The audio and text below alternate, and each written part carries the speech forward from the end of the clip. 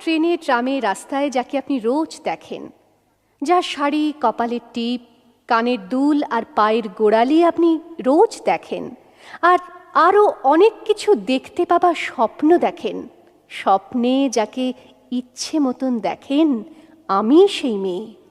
বিহারের প্রত্যন্ত গ্রামে দিনের আলোয় যার ছায়া মাড়ানো আপনার ধর্মে নিষিদ্ধ, আর রাতের গভীরে যাকে বস্তি থেকে তুলে আনতে পাইক বরকন্দাজ পাঠান আপনি, আর সুসজ্জিত বিছানায় যার জন্য অপেক্ষায় অধীর হয় আপনার রাজকীয় লাম্পট্য, আমি সেই মেয়ে। আমি সেই মেয়ে। আসামের চা বাগানের ঝুপড়ি কামিন বস্তি থেকে যাকে আপনি নিয়ে যেতে চান সাহেবী বাংলোয় মধ্যরাতে, ফায়ার প্লেসের ঝলসে ওঠা আলোয় মোদির চোখে দেখতে চান যার অনাবৃত শরীর, আমি সেই মেয়ে।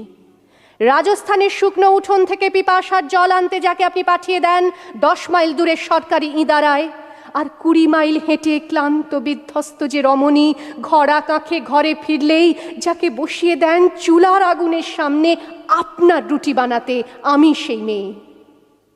আমি সেই মেয়ে যাকে নিয়ে আপনি মগ্ন হতে চান গঙ্গার ধারে, কিংবা ভিক্টোরিয়ার সবুজে, কিংবা সিনেমা হলের নীল অন্ধকারে, যার চোখে আপনি এঁকে দিতে চান ঝুটো স্বপ্নের কাজল, আর ফুরিয়ে যাওয়া সিগারেটের প্যাকেটের মতো যাকে পথের দুপাশে ছুঁড়ে ফেলে আপনার ফুল সাজানো গাড়ি শুভ বিবাহ সুসম্পন্ন করতে ছুটে যায় শহরের পথে। কোণে দেখা আলোর গোধূলিতে একা দাঁড়িয়ে থাকা, আমি সেই মেয়ে।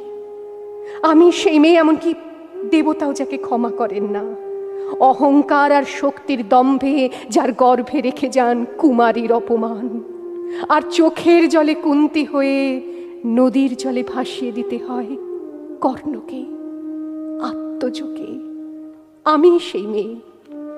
সংসারের অসময়ে আমি ভরসা, আমার ছাত্র পড়ানো টাকায় মায়ের ওষুধ কেনা হয়, আমার বাড়তি রোজগারে ভাইয়ের বই কেনা হয়, আমার সমস্ত শরীর প্রবল বৃষ্টিতে ভিজতে থাকে, কালো আকাশ মাথায় নিয়ে আমি ছাতা হয়ে থাকি, ছাতার নিচে সুখে বাঁচে সংসার।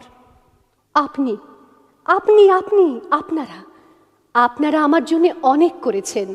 সাহিত্যে, কাব্যে, শাস্ত্রে, লোকাচারে আমাকে মা বলে পুজো করেছেন, প্রকৃতি বলে আদিক্ষেতা করেছেন, আবার শহরগঞ্জের কানাগলিতে ঠোঁটে রং মাখিয়ে কুপি হাতে দাঁড় করিয়েও দিয়েছেন।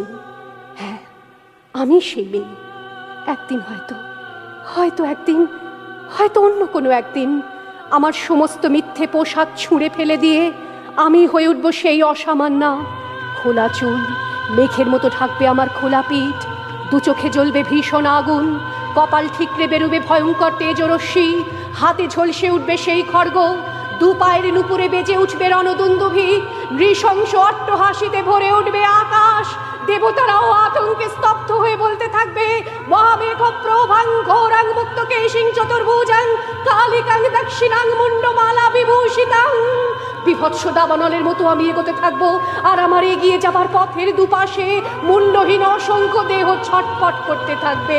সভ্যতার দেহ, প্রগতির দেহ, উন্নতির দেহ, সমাজের দেহ। হয়তো আমি সেই মেয়ে, হয়তোবা।